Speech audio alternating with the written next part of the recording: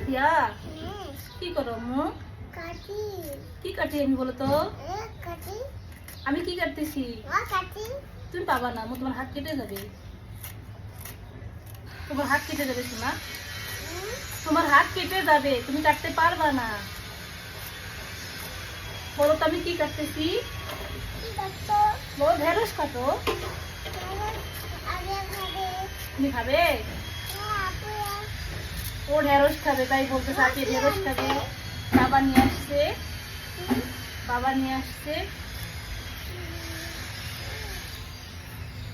আমার ঢেঁড়স ভালো লাগে বাবা ঢেঁড়স কি ভালো লাগে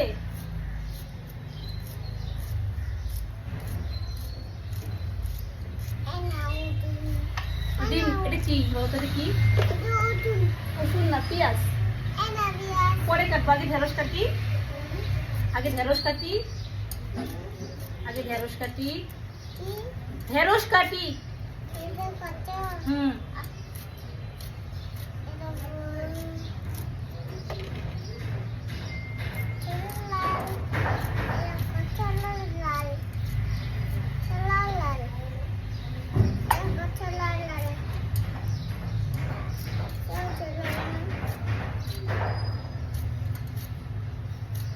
একটা সংসারে মেয়েদের হাজার কষ্ট হলেও সে কখনো তার স্বামীর সংসার ছেড়ে যায় না কারণ কি জানেন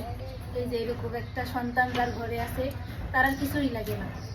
হাজার কষ্টের মাঝেও সেই সন্তানের মুখের দিকে তাকিয়ে ঠিকই সংসার করে যাবে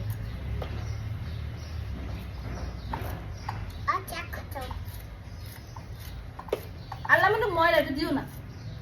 ময়লা বাবা এটা হচ্ছে ময়লা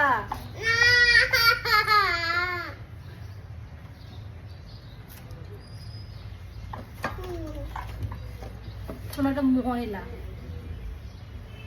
প্রতিদিন এই যে কাজ করার সময় আমার মেয়েকে এই যে এইভাবে সাথে নিয়ে আমাকে কাজ করতে হয় কারণ আমি যদি রান্না করতে যাই সে সবসময় আমার সঙ্গে যেভাবে বসে থাকবে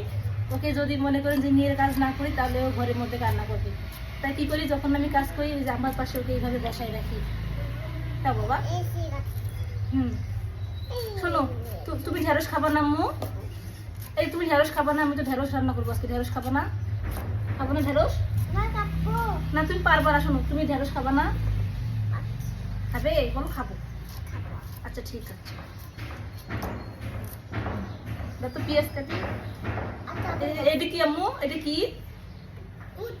এই যে এটা কি এটা কি